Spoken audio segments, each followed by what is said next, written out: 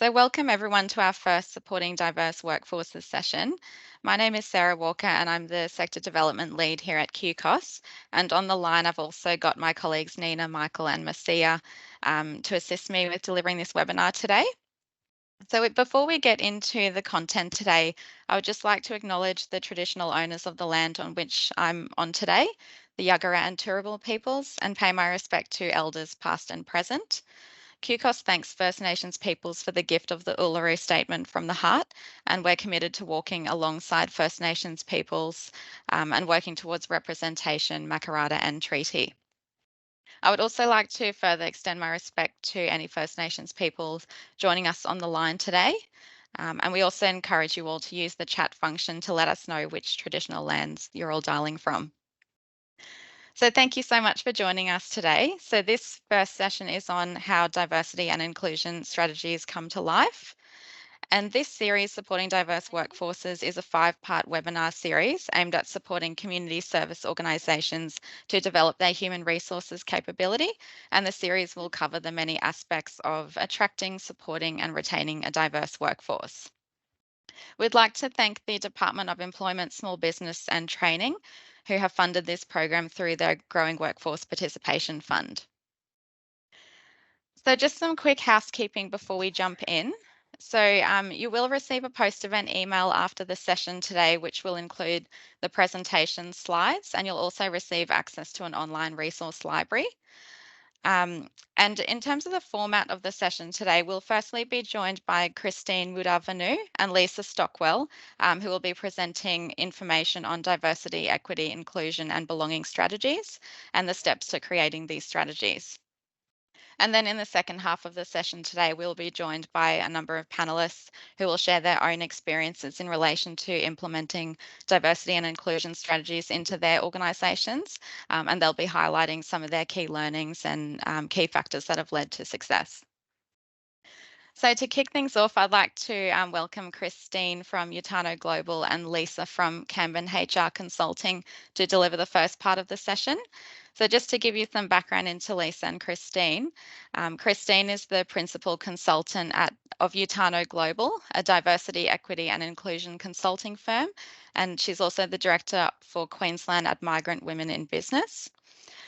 Which is a national social enterprise supporting entrepreneurial migrant and refugee women.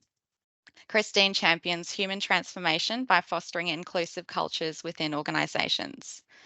And Lisa Stockwell is the principal consultant of Kanban HR Consulting and is the lead facilitator of a boutique diversity, equity and inclusion training and consulting company. Lisa's got more than 25 years of experience and is driven by the importance of diversity, equity and inclusion to enable both leaders and team members to provide the best service to their clients. So I'll hand over now to you, Christine and Lisa, to kick us off. Thank you. Thank you, Nina. Can everybody hear me? Excellent. All right. So I'd like to start by just giving you a quick session outline of what myself and Lisa are going to run you through in the next half an hour or so. We'll give you a quick overview of the community services sector. We'll delve a little bit into what diversity, equity, inclusion and belonging actually is.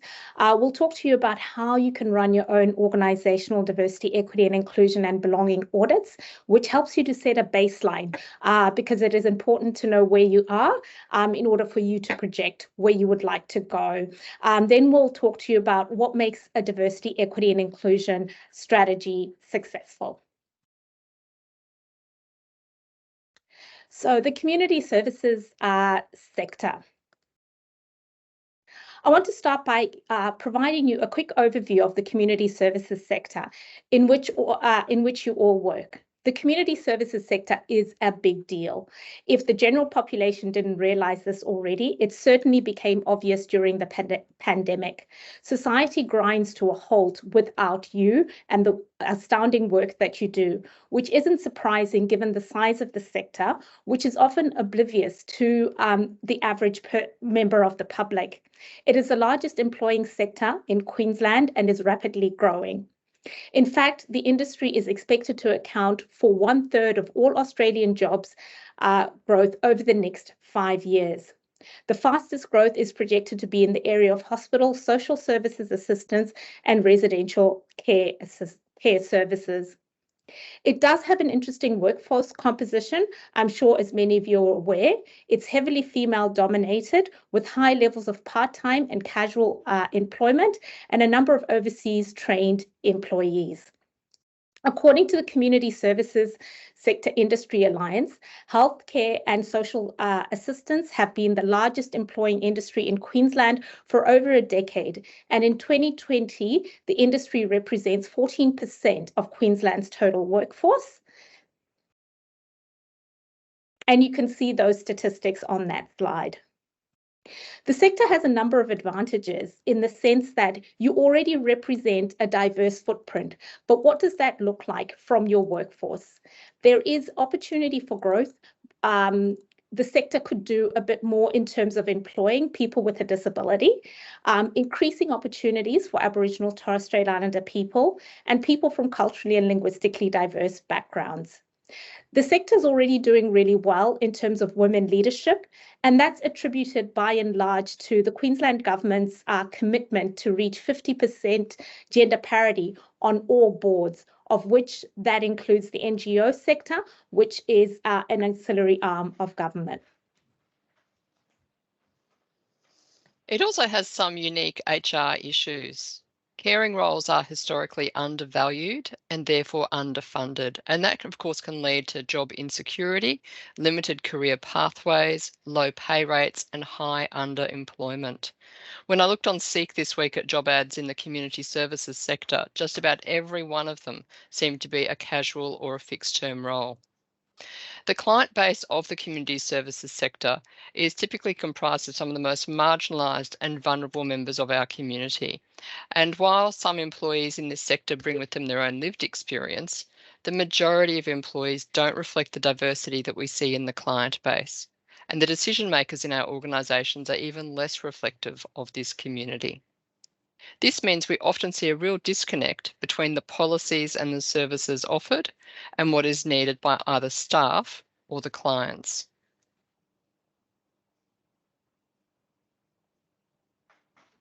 As an example, a survey done into the New South Wales community services sector showed that only half of its member organisations had an employee policy regarding support for Aboriginal and Torres Strait Islander peoples. Only 43% had an employee policy in place for cultural and linguistically diverse people, and only a third had a policy for people with disabilities. And yet these are the very groups of people that these organisations are supporting externally as their clients. So we know as an industry you have some challenges in winning the talent war, but you also have access to real-time lived experience data. You're on the ground, so to speak, day in, day out, supporting and enabling our most vulnerable, most marginalised sections of our community. So how can you take these learnings and turn them inwards to become an employer of choice? Building a great organisation takes time and effort. So today we'll start by briefly exploring what we mean by diversity, equity, inclusion and belonging before we look at what's needed for some strategies in this space. And then of course we'll have some amazing examples of DEI strategy with our expert panel. This is a very fast recap on some key terminologies that you may be already aware of. Diversity refers to the mix of people in an organization, the difference between people and how they identify in relation to their social identity, their professional identity. Social identity dimensions can be internal or external dimensions, with the internal dimensions typically being the least likely dimensions to change. Each of these dimensions is different for every one of us, and they come together in a unique way to shape the way we view and perceive the world and how others perceive us. Equity. While often used interchangeably, equity and equality mean different things and lead to different results. When we treat everyone equal, equity, we treat everyone the same. And when we treat everyone equitably, we focus on the individualistic needs. In a diverse workforce, differences exist and people require support in different ways. Equity asks us to acknowledge that everyone has different needs and experiences and opportunity, and that not everyone is starting from the same point because of this. Inclusion refers to getting the diverse mix of people in an organization to work together to improve performance and well-being. This only happens when people feel respected, valued, connected to their colleagues, and progressing in their career. Inclusion happens in two ways: social inclusion, cognitive inclusion. Social inclusion is the act of physically representing or informing someone, for example, including someone in the right email and the right meeting. Cognitive inclusion is the act of valuing someone's contribution, point of view, ideas, and believing it will add value to the quality of the conversation or the decision. Belonging is the feeling of security, support, when there is a sense of acceptance, inclusion, and identity for a member of a certain group. It is when an individual can bring their authentic self to work. Belonging is the ultimate panacea. It is when it is obvious that people are explicitly making sure that their voices are valued. Inclusion is being in the same room and having the opportunity to have the conversation. For your DEI strategy to be effective, however, it needs to be more than just diversity. People need to feel psychologically safe to voice their opinions and be involved in decision making. Employees who have a strong sense of belonging compared to employees with a low sense of belonging demonstrate a 50% reduction in turnover risk, a 56% increase in performance, and a 75% decrease in employee sick days. Workers in inclusive teams are also 6 times more likely to report that work had a positive impact on their mental health. Furthermore, when employees feel like they belong, they are 167% more likely to recommend their organisation as a great place to work. Engaged employees outperform disengaged employees on every measured dimension. When comparing employee engagement levels, Gallup, who runs international surveys in this space for absolute decades and decades, they have found that top and bottom quartile business units and teams had some of these differences in their business outcomes. An 81% difference in absenteeism, a 58% difference in patient safety incidents. So mortality rates and falls, for example, 58% lower when those patients are being looked after by a highly engaged team. A 64% reduction in safety incidents, and a 10% increase in customer loyalty and engagement. I mean, these are huge, huge impacts. Can you imagine how much less time you'd be spending recruiting, for example, if you had that sort of outcome? Leading Australian psychologist Dr. Peter Cotton found that more than 50% of our wellbeing at work can be attributed to the quality of our relationship with our line manager. In fact, supportive leadership factors and the quality of team-based climate regularly explains about 30% of the variance in bottom line financial or service delivery. If you've worked in a diverse team, you'll know it can feel clunky, it can feel slow. But because a more diverse team brings diverse perspectives, different ideas, and questions the status quo, simply because the status quo isn't their version of reality, they end up making better decisions. More diverse teams actually have better social intelligence. So they have less groupthink, better collaboration, and approximately 40% of that team performance can actually be attributed back to that social intelligence. So what is it that we need for our strategies to be successful in this space? Okay. So we need to make sure our employee group is reflective of our community. We need to make sure that we have good leadership commitment to this. We obviously need to make sure that we understand what the legislative considerations are in this space, and then make sure our organisational structure and our business strategy, KPIs, actually link back to what we're looking for as well. There's no point in having a DEI strategy that is unrelated to your business strategy.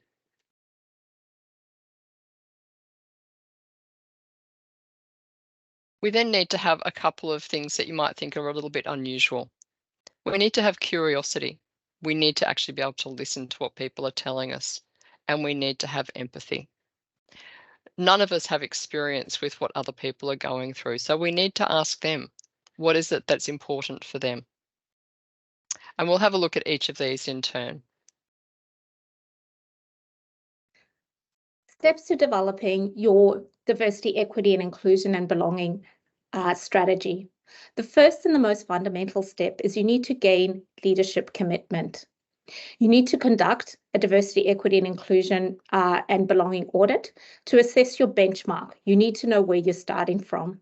Review your organization's policies and procedures and how they align to some of the objectives and what you're trying to achieve. Identify areas of strengthening and determine reasonable key performance indicators. Develop a process for regularly reviewing the strategy and keeping leadership accountable to the agreed KPIs. There's nothing worse than having a brilliant diversity, equity, and inclusion and belonging strategy that just gathers dust and sits on the shelf and looks nothing like what the organization is actually doing. Strengths and challenges for the sector when implementing diversity, equity, and inclusion. Some of the strengths are there's continuous growth, regardless of what technology might do for the sector. There's a huge growth in the for-purpose businesses, including the exponential growth of social enterprises. People are reaching that self-actualization stage where they want to invest in businesses that are having impact. This puts the community services sector in a unique position of strength. No other industry provides the same breadth and depth of services. But there are some challenges. While nearly 70% of people in the workforce have some post-secondary qualifications, there are no minimum standards that are mandatory and administered by an accredited body, such as what the health sector has with APRA, for example. This makes the workforce vulnerable as the bar of entry is low and vulnerable groups are a large component of the frontline workforce. And they are also not reflective in the decision-making of the organization. There's also things like legacy ties to government funding and traditional religious institutional funding.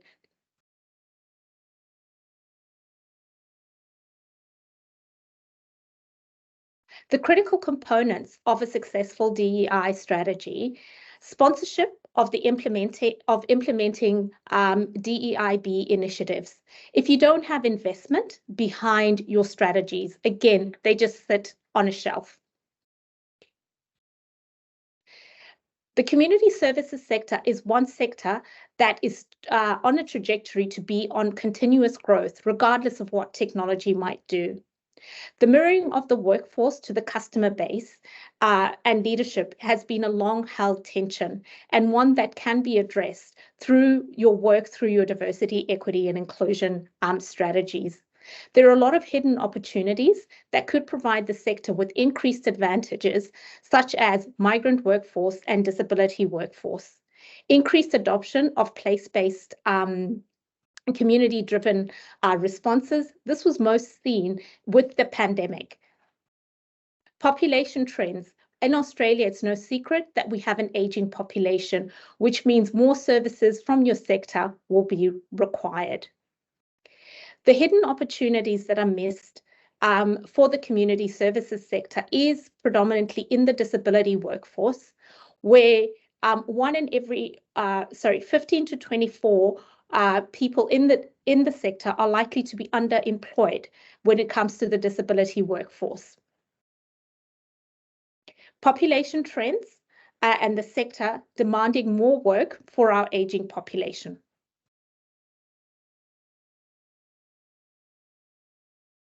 We'll have a look now at what we need to do for the audit. But before you start the audit, you really need to ask yourself some key questions. Like, why are you doing this in the first place? What do you actually hope to achieve with the data? Have a look at what data you already have that you can repurpose. How are you going to make sure that the data you do collect is going to be confidential? It's going to be accurate. How are you going to be reporting it back? Will you be benchmarking it? These are all really important things that you need to consider before you even start the journey. There's a couple of different areas that you need to be looking at. It's not just about the staff. You need to also consider what your stakeholders are, your employment policies and practices. Look at your recruitment processes, your recruitment data. What is your remuneration and reward policy? How does that actually work? Have you done a gender pay equity gap, for example? And of course, looking at what inclusive practices you have, learning and development is also really important to consider. It's important to measure the degree and the breadth of your culturally diverse talent in your leadership team, your workforce, customer base, and the labour market pool. This enables organisations to assess how well their current workforce and leadership team supports the markets and the clients that you serve. Employees new to your organisation really need to understand that the census data collected by payroll upon their commencement is confidential data and that it's not shared back with their manager in any way. As such, it's important that this is shared with them as soon as they start, so that way they feel safe to disclose any relevant information. I just want to draw your attention to two particular points on the slide there. The second one, remember, identity is key. Groupings that are too broad are meaningless. So, for example, if you're looking at, where people are from, having a grouping option of, say, Africa or Asia, it's too broad to give you any real meaning. But groupings that are too small are equally useless. So if you are a small organisation, we actually recommend that you use a focus group rather than a survey to capture this information. And finally, with that last point 6, engaging with intersectionality. It's important to remember that most people will actually identify with more than just one diversity dimension. So how do you capture meaningful data for employees who identify as a member of a number of underrepresented groups?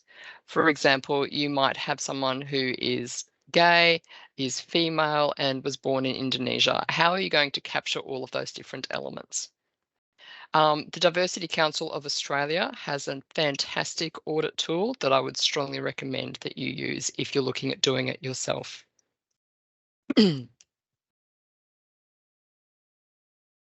An analysis of client and community diversity will help you to identify gaps within the diversity representation in your organisation. It also helps you to understand what resources and community groups are available to support your DEIB initiatives. Who are you selling your services to? What communities are you working with? For example, it is estimated that approximately 2/3 of consumer wealth will be controlled by women by 2026. More than 4 million Australians over the age of 65 and more than 1/4 of Australians speak a language other than English. This is a core customer base for yourself. So it is important to understand your client base and the diversity of the community that you serve.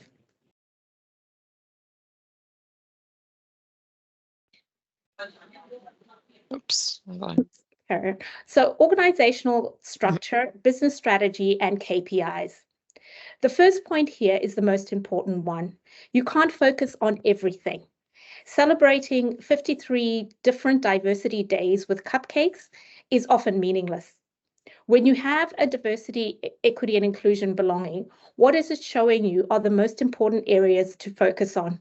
Like every organization, you have a finite set of resources. So DEI strategies fail if they're not central to the purpose of the organizations. Line managers are not accountable. Queensland public sector targets will flow through to the community services sector via supplier contracts. So women in leadership, we talked about that earlier, Aboriginal Torres Strait Islander peoples, people with a disability, people from non-English speaking backgrounds. So by and large, some of your KPIs may be externally driven, but you need to make sure that these correlate to where your organization is going and the direction you are taking. Leadership commitment. Without leadership commitment, you go nowhere. So leadership, there are consequences for leaders falling in to meet their obligations to address harassment of where they are found to engage in harassment. It's clearly outlined in governance documents. Do leaders model safe and respectful and inclusive language and conduct? How your leaders conduct yourself within your organization is also reflective of your commitments to diversity, equity, and inclusion. Do senior recruitment positions and promotions follow a criteria on role modeling and fostering a safe, inclusive environment? Do leaders' performance agreements and contracts specify conduct expectations? Are there appropriate resources to process and manage and report on? And most importantly, are there consequences? Leadership and commitment equals HR responsibility.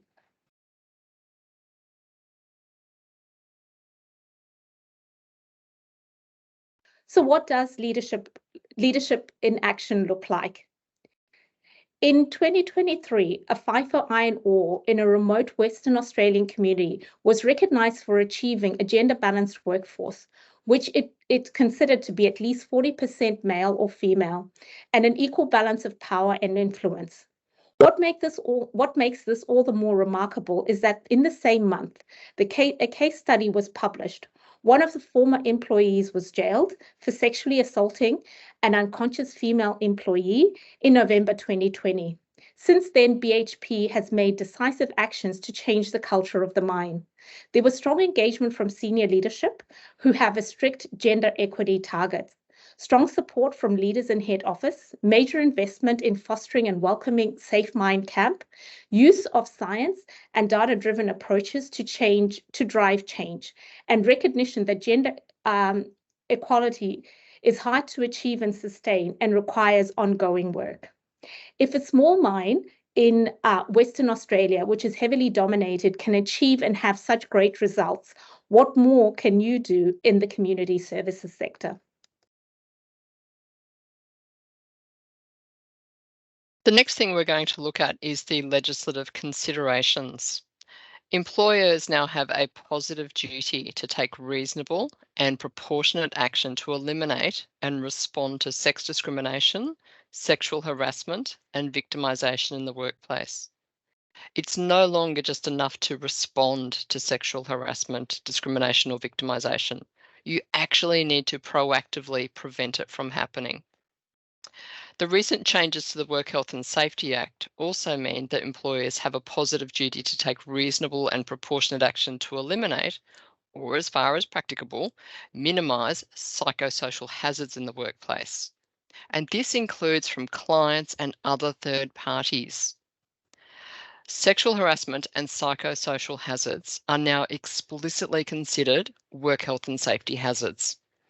So just like you would consult with team members and implement a risk assessment matrix and then apply a hierarchy of controls for a potential physical risk, you now have that same legal obligation to do this for sexual harassment and other psychosocial hazards. This means if you're a manager or you're running a business, you have a legal responsibility to ensure that psychosocial hazards at work are effectively managed. And there are a lot of things in the diversity, equity, inclusion space that, when not handled well, are considered psychosocial hazards. A key aspect of these legislative requirements is the new Respect at Work legislation. You need to be taking action in all 7 of these areas to demonstrate that you are preventing and responding to sexual harassment and discrimination. And please don't for a moment think, well, we haven't had any of those sort of complaints, so we don't need to do anything. Most cases of sexual harassment go unreported. While this might seem like a lot of work, the good news is you can actually use this same framework to apply to all of your diversity dimensions. So you really do get better bang for your buck.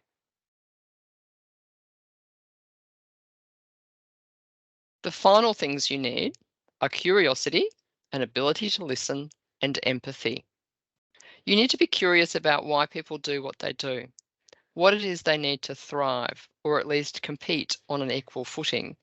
And you need to listen to what you're actually told, and you need to have empathy. Focus groups, qualitative survey results, ideally conducted by a third party, will help to give you the information that you need. If you're large enough, consulting with your employee resource groups on proposed policy changes will also let you know if the policies are inadvertently disadvantaging some groups more than others. So take your family and domestic violence policy as an example. You may have a gay male employee who is experiencing domestic violence, maybe a non-binary person experiencing domestic violence, or a person experiencing intergenerational coercive control. If your family and domestic violence policy doesn't contain the language or the examples that allows these employees to identify themselves in this policy, to believe that this policy applies as much to them as it does to the Anglo woman married to an abusive husband, then you don't have an inclusive family and domestic violence policy. You might have diversity within your employee group, but you don't have inclusion, and you certainly don't have a sense of belonging.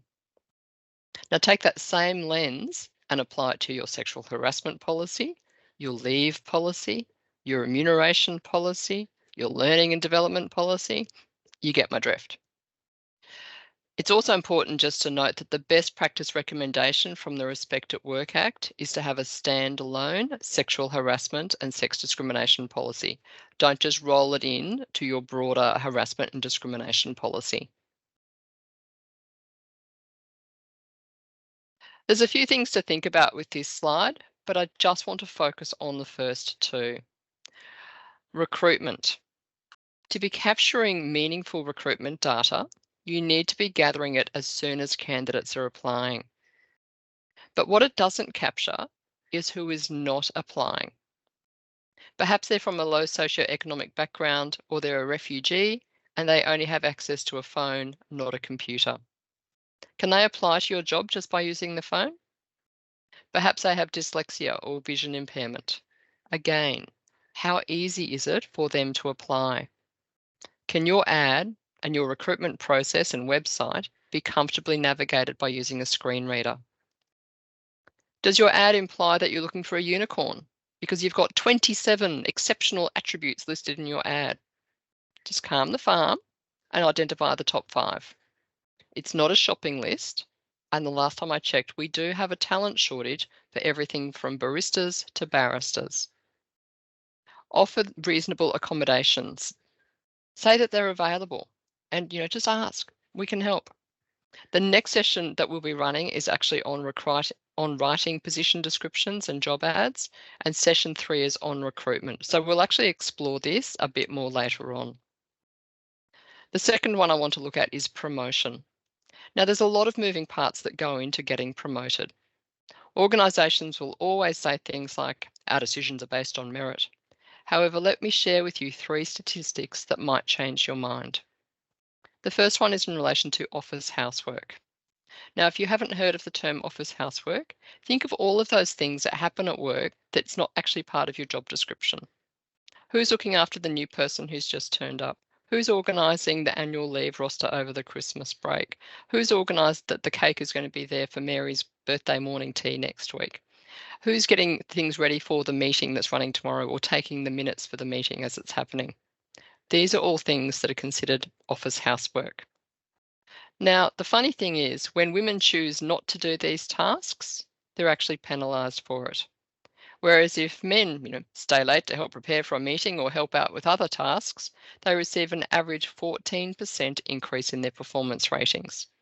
And these findings have been replicated across the private and the public sectors and across a wide range of roles, with the analysis showing that the median woman spends more than 200 hours on non-promotable work each year compared to the median man. 200 hours is about a month of work, doing work that is not rewarded. It's not in your job description. Team meeting interruptions. Now, women are on average are interrupted women are 3 times more likely to be interrupted than men in meetings, and their ideas are quite often appropriated by others. Now, when a person's ideas aren't heard, it can be harder for them to be perceived as a key contributor, which in turn can harm their career progression. Research has found that male executives who speak more often than their peers are actually considered more competent by 10%, while female executives who speak up are considered less competent by 14%. Frequent interruptions can also be read as a sign that the interrupter believes that their status is higher than the person being interrupted. In terms of performance review criteria, researchers have repeatedly found that women and people of colour are held to a higher standard of performance, and when performance criteria are unclear, evaluators actually shift the criteria around to favour the male applicants over a female one. Further, we tend to hire or promote women based on their past performance and hire men based on their future potential.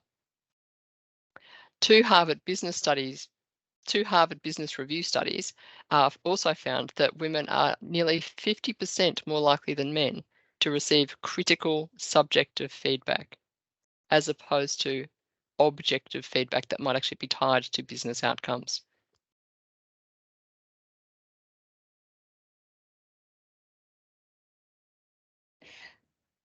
Just to round that off, there are some common diversity, equity, and inclusion and belonging strategy pitfalls.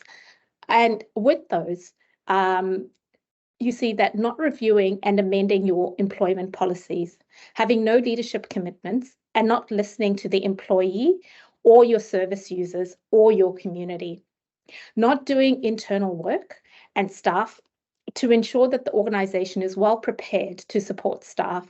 Now, we have a fun visual representation there of what a diversity, equity, and inclusion strategy that is successful looks like and what one isn't.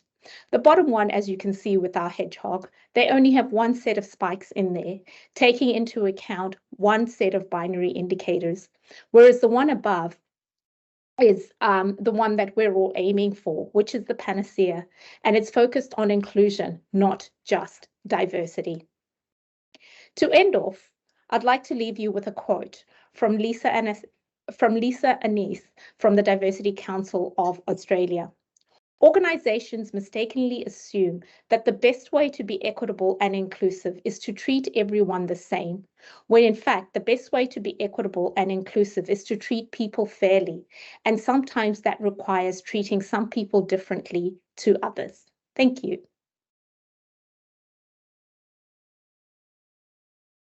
Thank you so much for that, Lisa and Christine, for guiding us through the ins and outs on how to make a diversity and inclusion strategy come to life. If anyone has any questions for Lisa and Christine about the content, please feel free to pop it in the chat, and they'll be looking at the chat and will be able to answer those. So now I'm going to move on to our panel part of the session. And as you can see on the screen, we have 5 wonderful panelists joining us today. So I'll just give an introduction of each of our panelists. So our first panelist, Ryan Ray, is from Uniting Care. So Ryan is a senior leader in organisational development and employee experience with Uniting Care Queensland. Ryan has a background in psychology and 15 years experience in the health and community services sector, and his passion and leadership has created rich and celebrated inclusion programs. We've also got Susie Hullick joining us. So Susie is the Group Head of Diversity, Equity and Inclusion with the Westpac Group, which has seen her lead a national approach providing strategic direction to a more equitable workforce. Susie's accomplishments include establishing the Indigenous Employment Program, which saw her recognised as a Westpac Women of Influence. We've also got Jed Shields joining us today. Jed is a social worker by training and has worked in public healthcare for over 10 years. Jed currently leads the diversity and inclusion team at Gold Coast Health, demonstrating a commitment to diversity and inclusion led by his own lived experiences and a fundamental belief in social justice. We've also got Karen Wharton joining us, and Karen is from DESBIT, so the Department of Employment, Small Business and Training. Karen has over 25 years of experience in public policy, working across the Queensland Government, and her current role is the Director of Strategic Policy with DESBIT.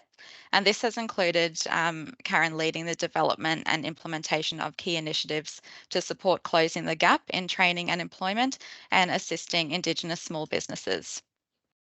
And finally, we've got Annette Schoon joining us. And Annette is a colleague of ours at QCOS. Annette is the Executive Director of Operations here at QCOS and is also a graduate of the Australian Institute of Company Directors, holding qualifications in human resources, community service management, community development, and project management. So to kick us off, I might start with you, Ryan. And you've been heavily involved in Uniting Care's diversity, equity, inclusion, and belonging journey over the past decade. Are you able to walk us through some of the diversity and inclusion strategies that Uniting Care has implemented and provide some advice on how organisations can start their DEIB journey? Yeah, sure thing, Sarah. Thank you for having me along. It's very exciting and great to have a nice little refresher at the start there. Look, D&I for us started very organically, very small, and has been and will be for everybody, I'm sure, a long haul journey. As with a lot of organizations, ours actually started very simply about 12 years ago with us embarking on creating our very first reconciliation action plan.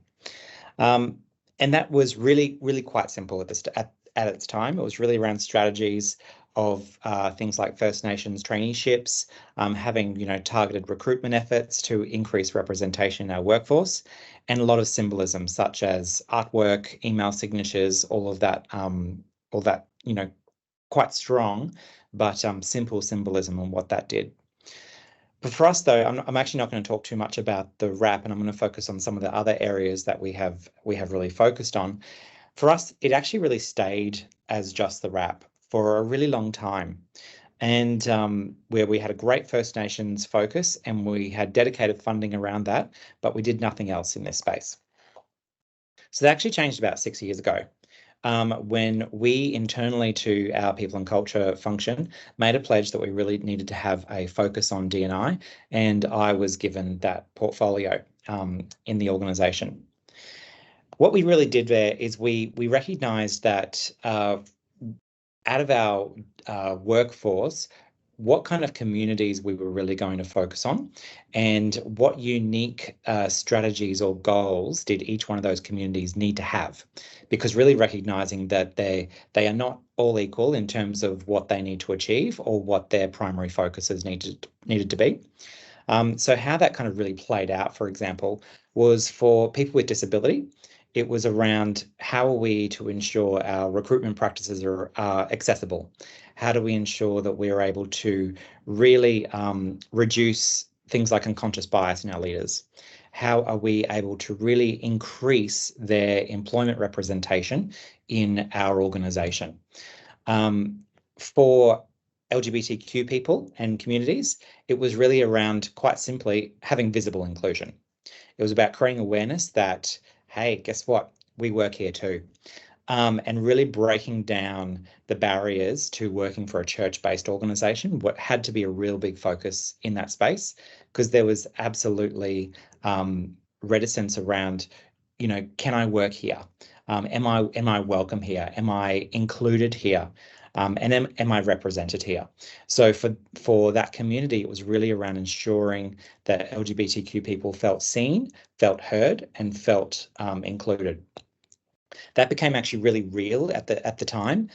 We were doing a lot of this during the infamous marriage equality postal debacle, and the biggest thing that we did at that time was, and quite frankly, the very first time this organisation even mentioned the acronym LGBTQ or any of its variations, was to actually acknowledge it through a CEO comms. So it was kind of like our big bursting out, if you will, of the proverbial closet by our CEO sending out in her newsletter a public acknowledgement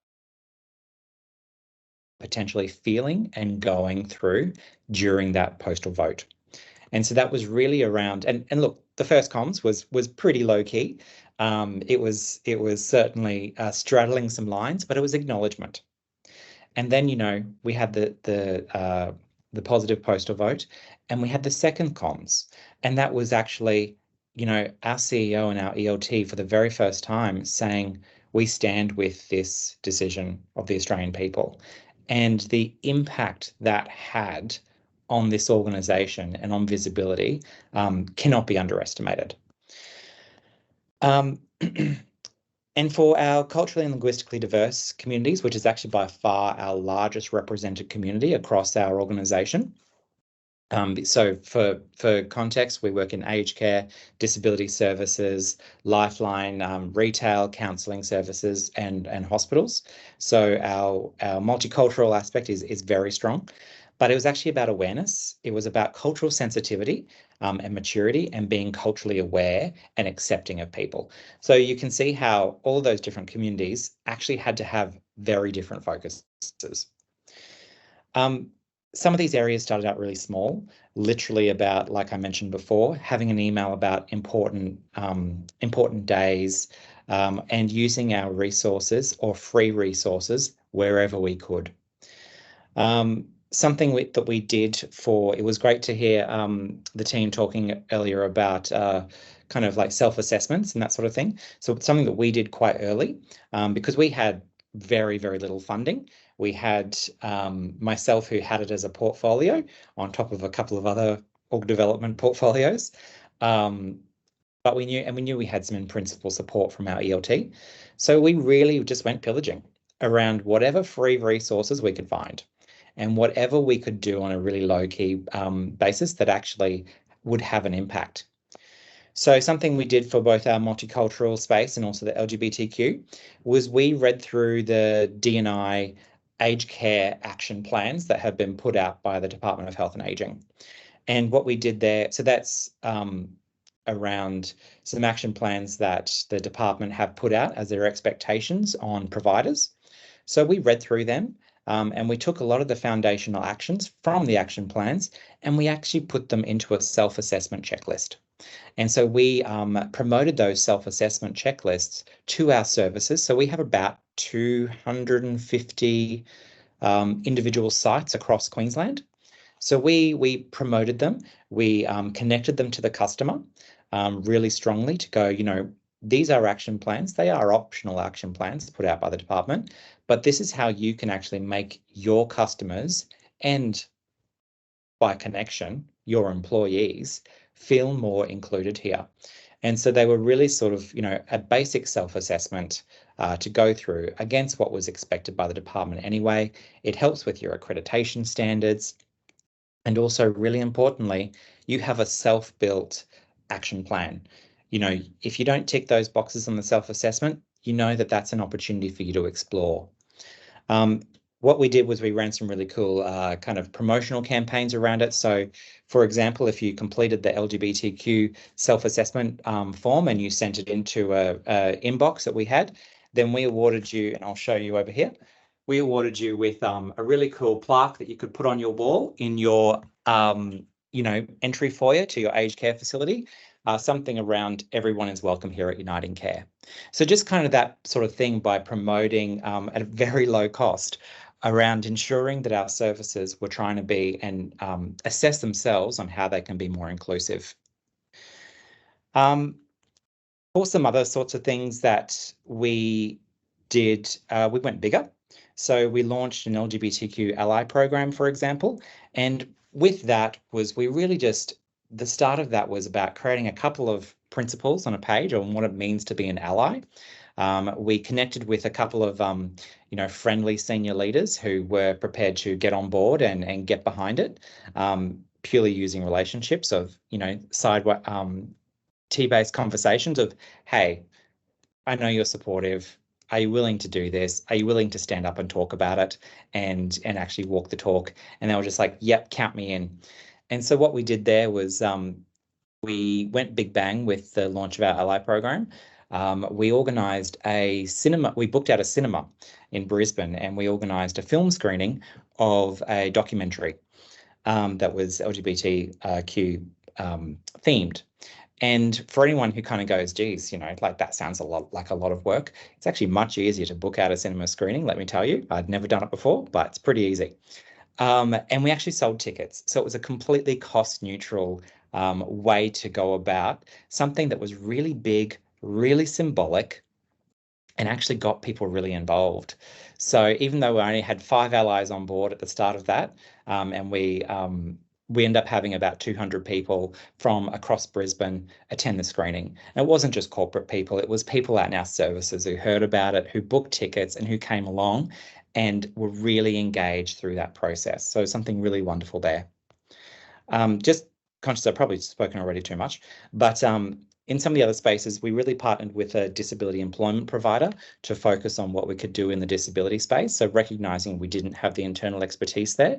So we partnered with a disability provider who had reaches all across Queensland, where our recruitment team could really partner with them on what are our jobs, help us review our processes, help us review our application processes, and to ensure that we're asking the right questions around accessibility, that we're designing our job ads to the examples that were spoken about before. Through that as well, we were able to introduce a disability internship program. So this was actually something really cool that we run in our 4 hospitals, which was about accessing NDIS funding for school leavers who had disability. And so what they were able to do is to transition them from leaving school and entering the workforce. We had a 12-month internship program that we designed with external experts free of charge to really kind of help create something of how do these school-based trainee or school leaver trainees bridge the gap to get to employment. And so it was really around how do we support them through job coaching, for example. How do they learn working in a hospital environment as an admin officer or a clerk or whatever it might be, to develop their own skills so that they're employable into the future. So that's something that we've done that has been a huge success at Uniting Care. Just lastly, we have also introduced, looking at our policies, right? That has already been spoken to. It's such an easy first run off the map of making sure you've got really inclusive policies. Look at your parental leave, for example, and look at the sorts of terms that you might be using through your parental leave around mother and father, for example, or partner leave, and etc. We've really ensured that we have introduced things like gender affirmation leave, which provides people with leave to affirm their gender. Now, that's actually something that's actually very low cost to do. It's a small portion, a small but hugely marginalized portion of the community, and so the actual cost to the business is not significant, but the symbolism of that is enormous. We've also introduced paid cultural leave, public holiday swapping, that sort of thing, as appropriate as well. And then I just really encourage, we've redesigned a lot of our websites to ensure that we speak directly to the communities that we're after.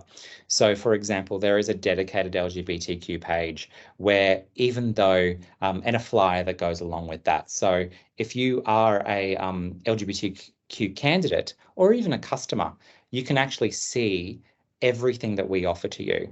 So it's really around, all it is a repackaging up of all of our current policies, our offerings, etc. But it actually goes, this applies to you too.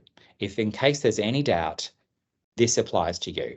And so we actually do a kind of get really targeted on some of those pieces as well.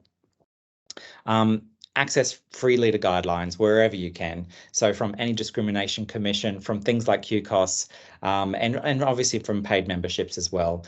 But access what you can, contact them, see how you can repurpose it, and really kind of drive those throughout your organisation. They're some of the really kind of, even for an organisation of us of 16,000 people, they're the sorts of things that we have really done to ensure that we're accessing whatever we can on a shoestring sometimes. Amazing. Thank you so much. Yeah, that's really fantastic overview, Ryan. Thank you so much. And I really like how you've started with, it said how you started really simply, and it was, around that symbolism.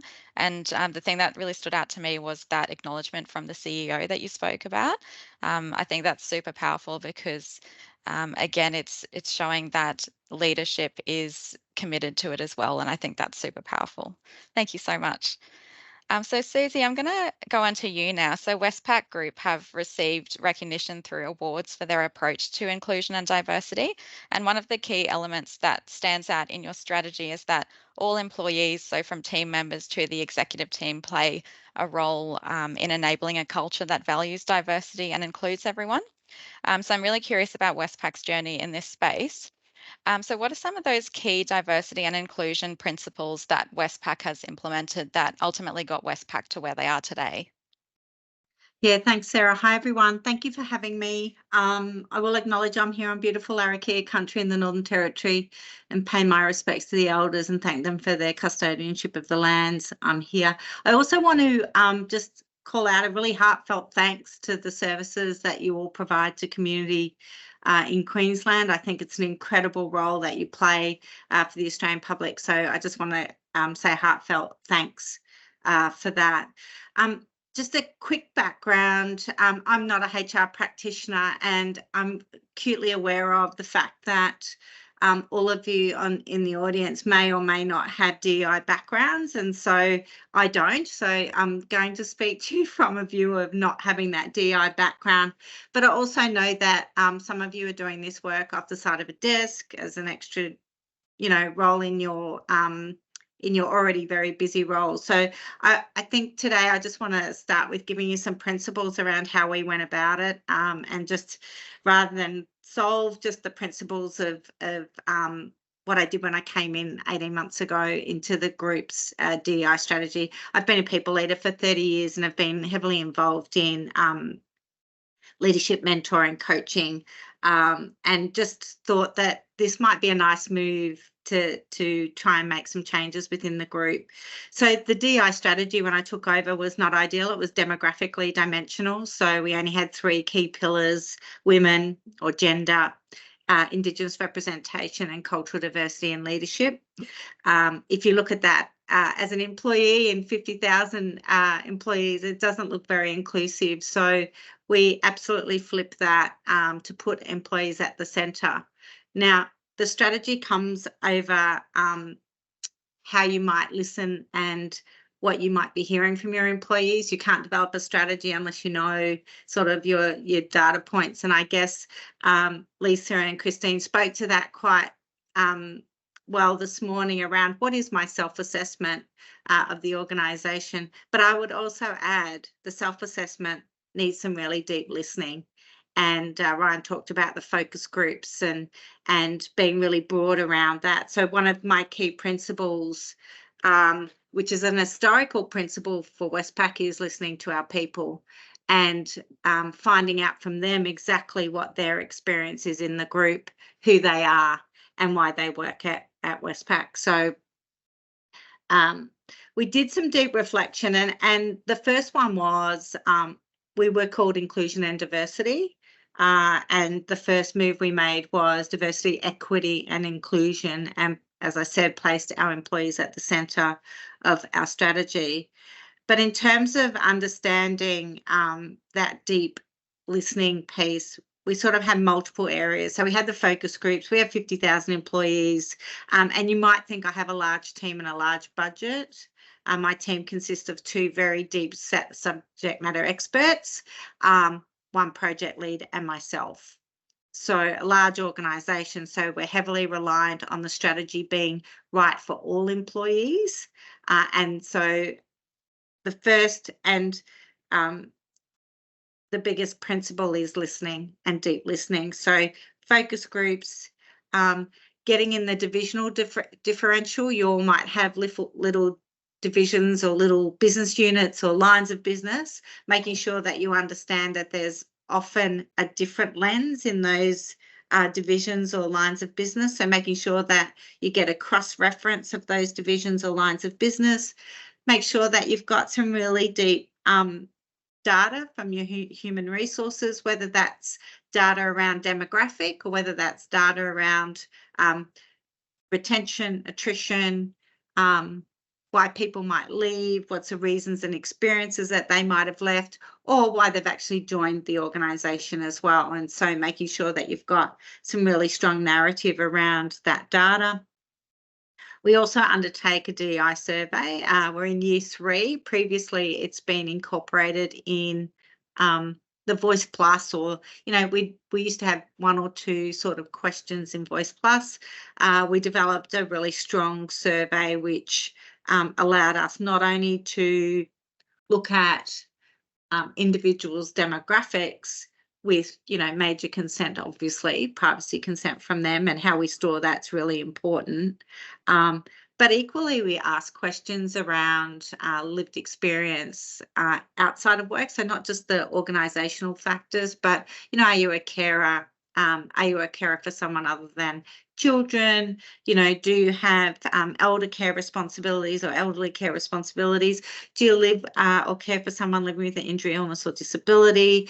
Do you speak different languages at home? So we ask a raft of questions, which also helps us determine those hardwiring things that need to change. So we all talk about policies, and Ryan talked about making sure that your policies reflect, you know, your workforce. Well, we call that the hardwiring. So the policies being hardwired, and so making sure that the collection of your information, that it's used in a way that supports those individuals going forward. So whatever that might look like.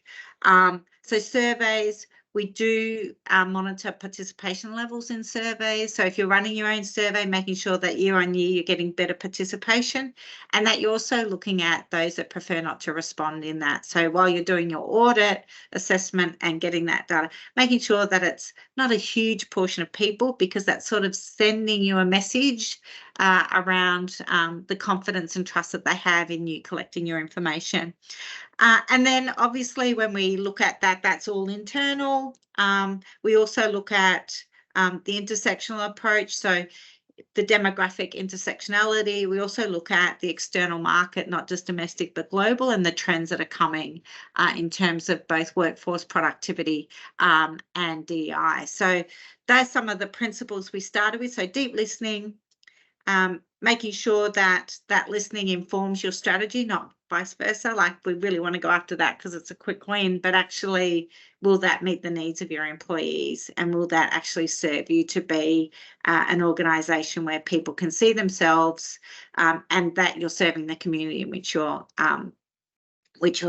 dedicated to. So I think that's in terms of principles. I think, Sarah, that's where I would stop. So deep listening, and then making sure that you've got both hardwiring, which is policies and processes, and then the soft wiring, which is the initiatives. I think Ryan talked to really well, which was some of those things that we can do in the workplace. So very mindful of time, but that's just a quick and dirty around, you know, the way in which we've approached principle of listening. Thank you so much, Susie. And yeah, I feel like we could all talk about these things all day, but mindful that people online probably can't spend all day talking about, unfortunately. But yeah, this has been really interesting. And I really like that you spoke about those principles, because no matter how large or small the organization is, those principles you know, are useful for all different sized organizations. And the deep listening is really significant, and something that Lisa and Christine also spoke to as well. So thank you so much for sharing that and your journey with those strategies. So Jed, I'll move over to you now. So Jed, diversity and inclusion is at the heart of Gold Coast Health's Always Care philosophy, and it's seen as a really critical part of delivering healthcare services and a work environment that is safe and inclusive for everyone. So are you able to give a bit of an overview of Gold Coast Health's diversity and inclusion strategy, and share how incorporating the lived experience of diverse individuals has influenced its approach? Absolutely. Thank you for having me. And can I just acknowledge the people out there that are listening that are just on the start of their D&I journey, or it may be on the side of the portfolio where I think a lot of D&I stuff starts, and that this might feel really overwhelming. Please, what I hope as well is to message is just to take a step back as well, and that it's okay to start somewhere, little. But our diversity and inclusion strategy at Gold Coast Health, this is the second strategy that we've had, and so this one is a lot more, I suppose, in depth and informed by the lived experience of our workforce, and we're really proud of that. And that I suppose, has been an evolution over the last 6 or 7 years. And so the design included really extensive consultation with our workforce broadly, but also included our employee networks. So we have employee networks for our women, our Rainbow Alliance networks, LGBTIQ+, our multicultural network, our All Abilities network in the disability space, and we also have a really active veterans network. So those are the pillars within our diversity inclusion strategy, as well as life stages, which is really important in the healthcare setting in regards to what it looks like for our young people entering, and then also what that transition to retirement looks like. We've got a huge nursing cohort that was trained very differently to what they're trained now, and it's really important that we transfer that wisdom. So looking at strategies like that. As well as our gender equality action plan, and also wellbeing. So alongside our strategy, we have action plans for all of those pillars. So we really empowered our networks to be bold in that and to tell us what was really important to them and relevant to our organisation. I think one of the biggest risks is when you're designing something, and it's already sort of been spoken about, is that you can design a sort of big solution, but it may not be relevant to your organisation. And so the listening to the experience is really important. And we also looked for what the consistent themes were. So what can you do that is going to be relevant for a lot of our diverse groups? And two of the things that came up in that space was the need for inclusive mentorship, or even more simply a buddy program, and really just around those relationship building at the start, which can be challenging in big organisations, and I would imagine even more challenging in smaller. And also the need to build the capability of our workforce. We've got a very busy workforce. You only have to look at the media to understand that public health care has never been under so much pressure before. And so being able to prioritise this work, it can be challenging. So our strategy focuses on 6 core areas. So it looks at the diversity within the workforce, and we're really clear that it's not only about responding to the Public Sector Commission targets around who we employ, but it's really important to us that we make sure that our workforce represents the community so that we can serve the community well. Fostering a culture of belonging to ensure that people feel valued, respected, heard and seen. Strengthening leadership accountability in delivering the strategy. If I can say one thing that you remember is that you won't be able to do this alone, and so finding your leaders is really important. Increase staff capability, training and awareness. Review and update systems, processes and policies to promote that culture of equal opportunity and free from bias and discrimination, and promote a safe and healthy work environment that prioritises the mental health of the workforce. So some of the exciting things that came out when we went through the design process of the 2023 to 2025 strategy was the need to respond to menopause in our organisation. And so that was quite surprising, but it came up really clearly. And so we've partnered with one of the universities to again, understand what that looks like in our organisation and how we need to respond to it, instead of implementing a sweeping sort of solution that may not work for us as a health organisation. We've also, it was also established that we really need to look at what the return to work for our parents looks like. And so we've put a lot of effort into even our facilities, our policies and those side of things. We participated in the Australian Workplace Equality Index. They're really great benchmarking activities that you can engage in that tells you, they guide you what best practice is. And that was really important to our Rainbow Alliance network. They wanted to be proud of organisation. They wanted for us to really get involved in that. One of the other things that we did was partner with Randstad and Get Skilled Access, which is an organisation founded by Dylan Alcott. And that process really involved us not only employing people with disability, but making sure that our processes, policies and the way that we did business was inclusive to keep our people with disability as well. And so we did learn a lot about that. And one of the big bodies of work that's come out of that is regional adjustment. and how we manage the regional adjustment process in our at Gold Coast Health. And it also told us that we need to start to consider what a refugee and migrant employment pathway will look like, and to prioritise that. And that's something that we're going to embark on this year. And again, I would encourage you to be clear in what you can commit, and it's okay to have, I suppose, boundaries in your timelines to that. So we haven't embarked on that body of work quite yet, because we just don't have the capacity to do it, and we want to make sure that when we do it well. And so being able to have those clear timelines in your strategy and action plans, I think, is important. One of my favourite parts of doing this work is getting out there and talking to it and challenging it.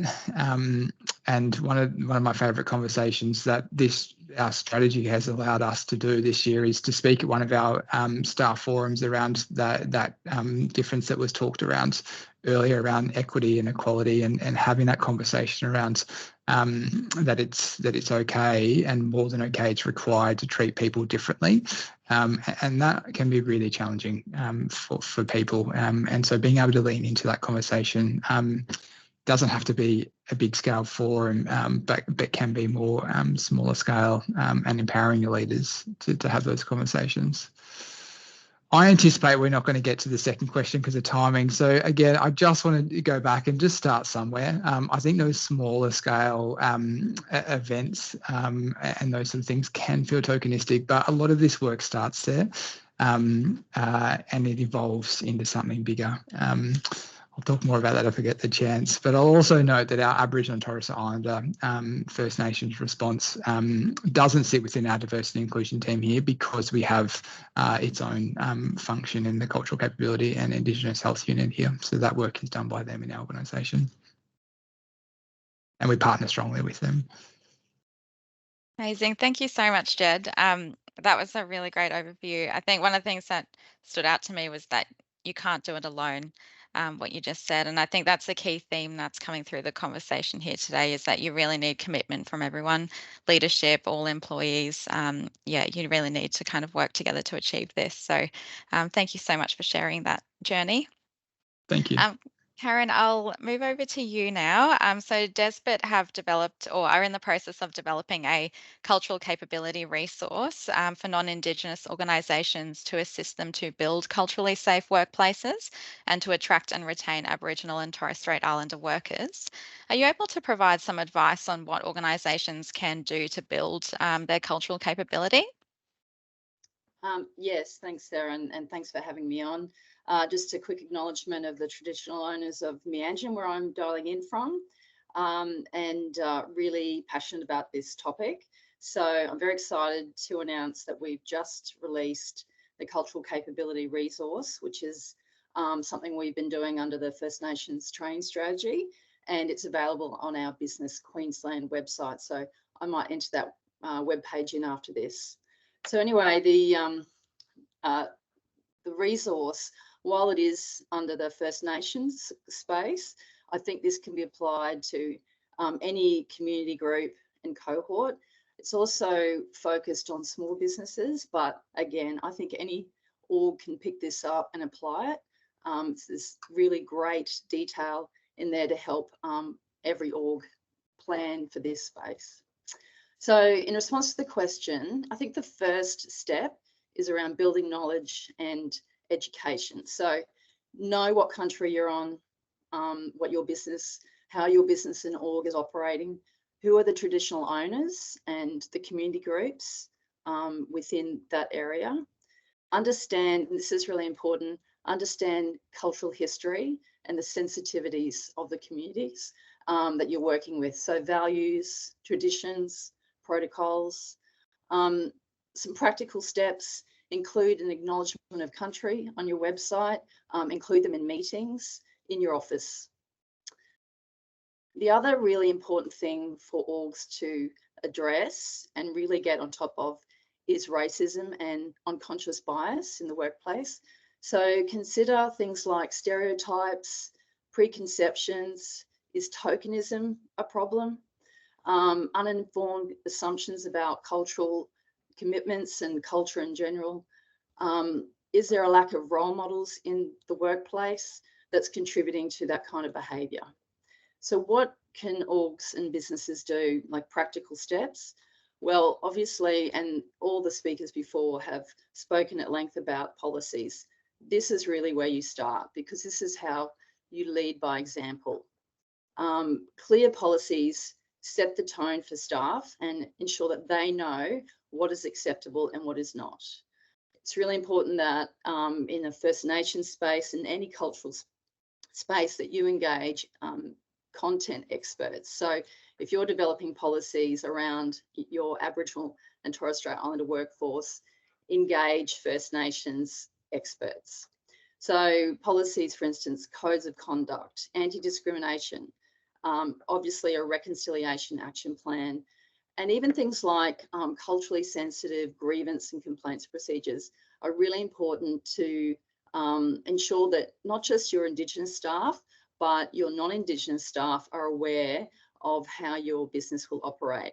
This can all contribute to creating that cultural awareness and cultural safety. Education and training, there is so much training out there. There's quite a lot of free resources that you can tap into, micro-credentials for your staff and your leaders, but also resources on websites.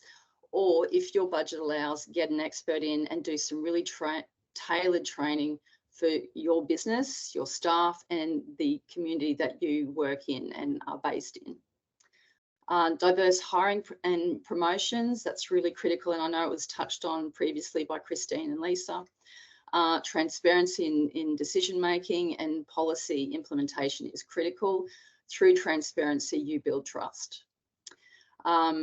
Think about diversity and inclusion committees. I know that Ryan was talking really about what they're doing in Uniting Care. It's really great to have these committees because they don't just kind of show that you respect the voices of your diverse workforce, but they are also making sure that your organisation is on track in terms of building that culturally safe workplace. Put in place mentoring, sponsorship programs, evaluate, monitor constantly. Your aim is improvement. And probably top of the list is, again, leaders should be setting the example. Make sure your leaders are doing that properly. And if they're not, they need to be pulled into line, for lack of a, to say it roughly. And look, the benefits, again, just quickly, Christine, Lisa said this, much more eloquently than me.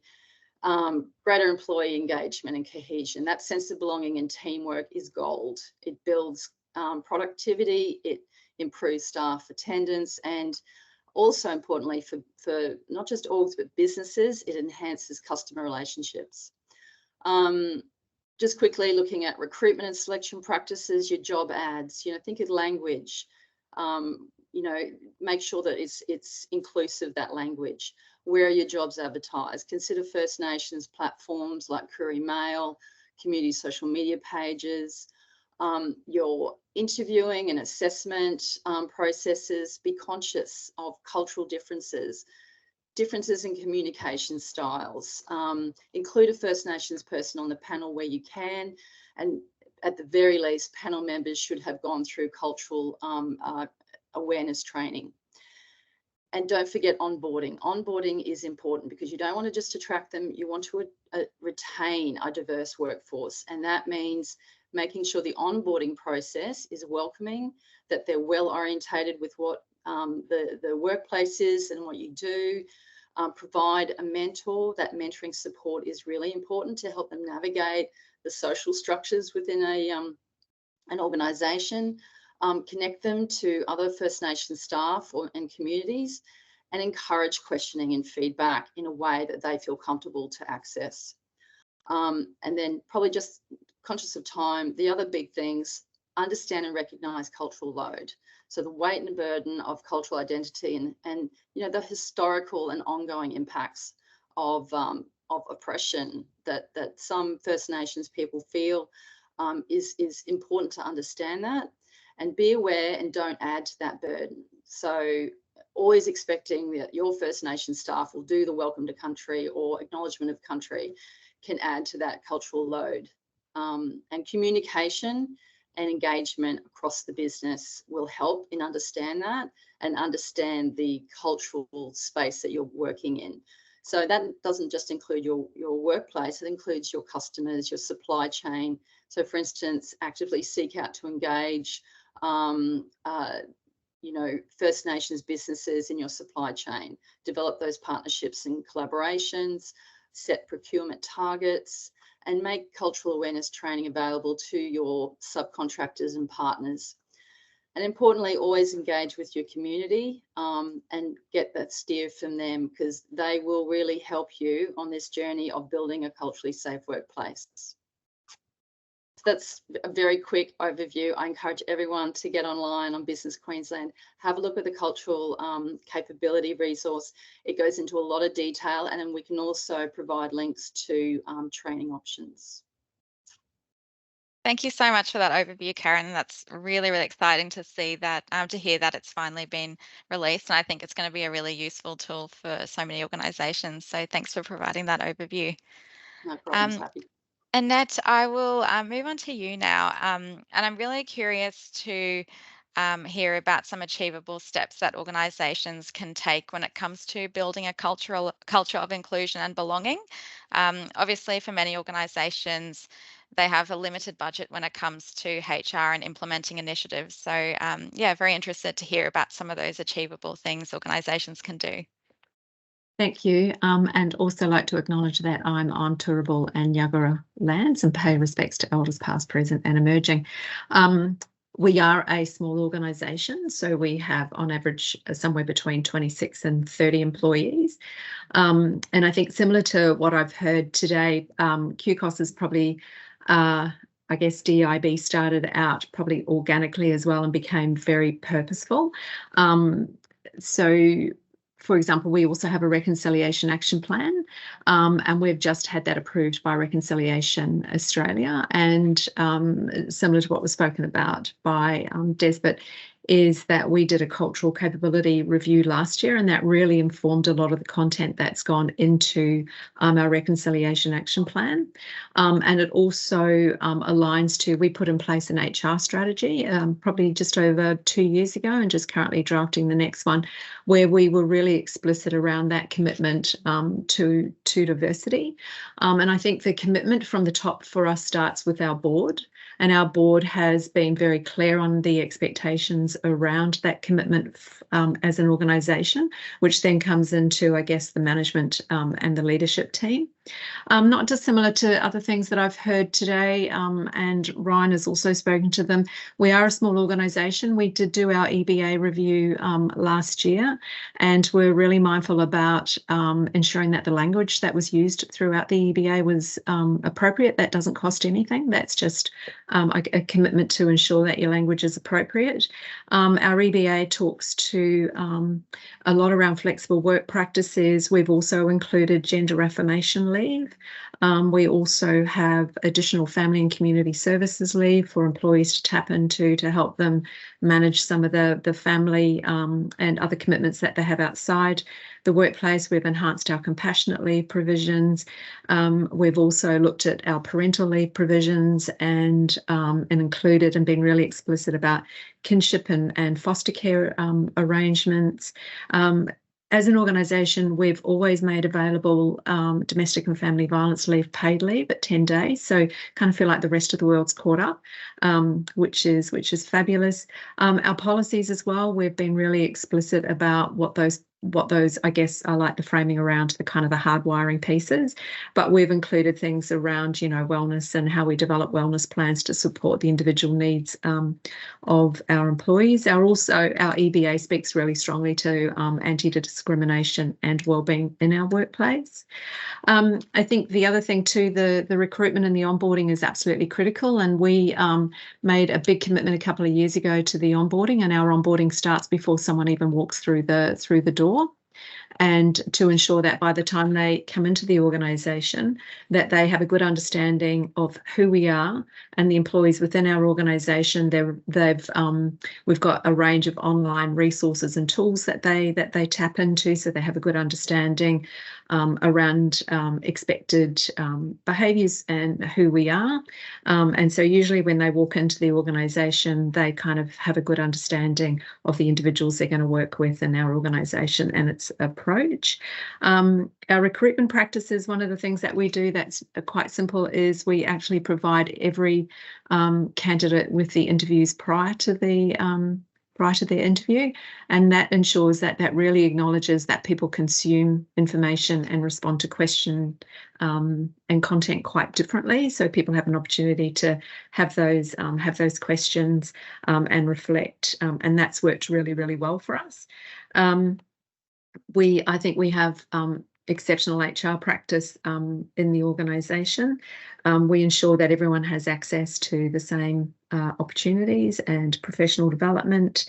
The other thing, we certainly we have our management and leadership have team charters, and that's really explicit around the expected behaviours, and how we show up actually really matters, and that we act with integrity. We lead by example, so that's something that is quite a visual demonstration around the commitment that we've made in our organisation.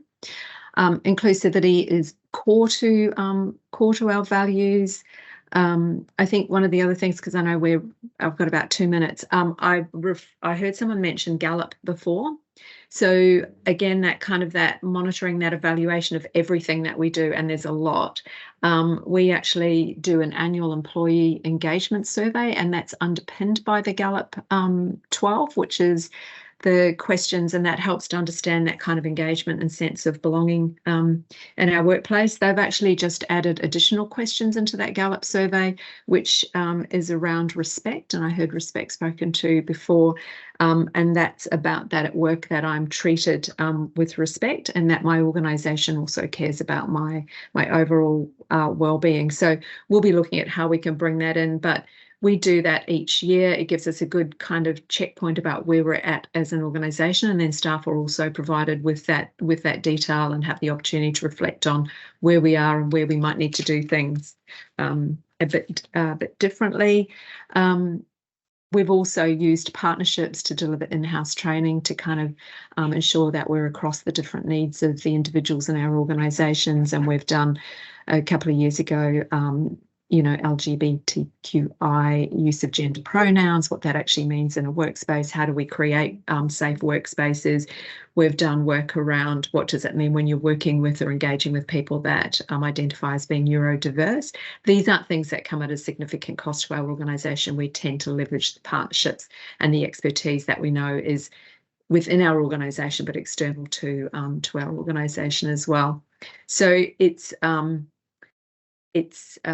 as diverse as the people that we'd like to engage in our workspace. I think the areas for QCOS that we are looking at applying more focus is particularly around the recruitment and the retention of First Nations employees, and employees also that would identify as having a disability. But there is a lot you can do as a small organisation that doesn't necessarily come with large price tags. It just requires a willingness and a commitment by everyone in the organisation to step up to that.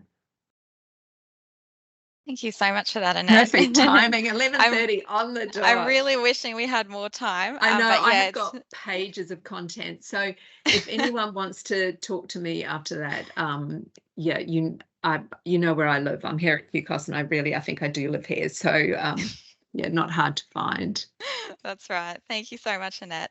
I'm mindful that we've come to time, but Christine, I just wanted to quickly go back to you and just see if you felt there's anything you wanted to add to the conversation in terms of some of the strategies organisations can put in place to support employees from a culturally and linguistically diverse background. And I'm hoping in future sessions we'll touch on it a lot more, but I just wanted to see if there's anything you wanted to add to the conversation. Thank you, Sarah. Just in a quick couple of minutes, I think one of the challenges that you have with employees from culturally and linguistically diverse background is usually when the word culture is incorporated, it does exclude them a lot in Australian context, because culture is usually, if there's a cultural capability framework or cultural capability strategy that an organisation has, it usually has a heavy focus on Aboriginal and Torres Strait Islander people, and there usually isn't anything specific that is developed for cold communities, or if it is, it's more or less tokenistic. And because of the diversity of that pool, it tends to focus on probably more humanitarian cohorts than looking at the broader skilled migrant cohorts, which also form a large part of the workforce in the community services sector. There also isn't a lot of growth in terms of culturally and linguistically diverse workers transcending from that frontline worker population, where they are really largely overrepresented. They're very much underrepresented in leadership. Deloitte did a survey that was funded by the Department of Multicultural Affairs that looked at 1 in 4 migrant workers which are employed in the sector were underemployed. Language was not found to be as big of a barrier as anecdotally thought. The average migrant is a female worker in her mid-30s who has a commerce degree and an MBA, skills which I'm sure in your organizations you can use, but because of the lack of Australian experience that a person may have in those skills are usually not taken into account when they're interviewed for jobs, and that means a lot of them remain in that frontliner worker force, which a lot of them use as a migration pathway, but organizations are not really harnessing those skills that migrants bring into the community. Let me not even get into the overrepresentation of health workforce in Uber driving and other sectors where their skills are being underutilized when this sector could be utilizing them in a different capacity.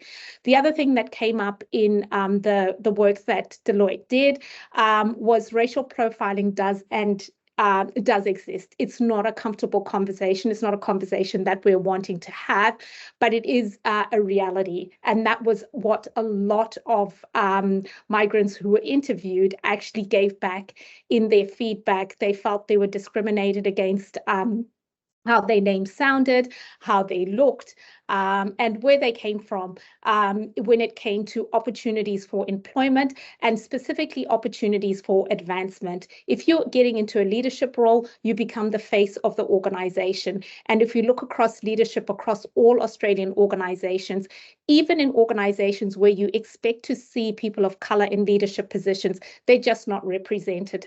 The Human Rights Commission does a leading change report and has looked across the public sector, the private sector, and the community services sector. And even though 1 in 4 Australians come from multicultural backgrounds, there's less than 0.3% that are in a leadership role, and we're talking about the C-suite level. There's also inherent bias that is built into merit selection process, which automatically excludes people of color and the qualifications that they have, particularly coming from different countries. And I've mentioned that before. And I think when we start to acknowledge some of these uncomfortable truths and have some conversations around them internally about why there is such poor representation when we look across skilled migrant workforce being one of the fastest population groups that are growing in Australia, why there is still such limited representation in leadership and in the decision-making tables that can actually move the dial around policies being more inclusive. It's hard to make inclusive policies if the people that you need to make inclusive policies for are still poorly represented across the decision-making table. And we will touch a lot more on these in later chapters, but I'm conscious we're out of time. Thank you so much, Christine. Yeah, that was a really good way of finishing, and there's a lot of food for thought there, and definitely something we'll be delving into as the sessions go on. So thank you for that. So I just want to finish off by saying a really big thank you to all of our wonderful panelists and speakers. So thank you, Lisa and Christine, for your presentation, and thank you so much to our panelists, Ryan, Susie, Karen, Jed, and Annette, for sharing your insights on the topic. It's just so valuable to hear so many different, experiences and perspectives when it comes to this topic. So really appreciate you being here. And I just want to finish off by saying there'll be an evaluation poll that will pop up on the screen shortly. So if you can please fill that in, that would be much appreciated. And as we mentioned before, you will receive a copy of the slides from today's presentation in a post-event email. And we'll also be sending you some resources in the email as well. So we've got a Supporting Diverse Workforces webpage on the QCOS website, and there's already quite a lot of resources and templates, and also some on-demand webinars that you can watch on that page as well. So please utilise and access that page. And as you would have seen on the screen before, we do have our next session coming up in March. And that session will be on the topic of writing a job ad that gets hits. So that's on the 26th of March. And we look forward to seeing you back for that one. So thank you everyone for joining us today. And thank you again to our speakers and panelists.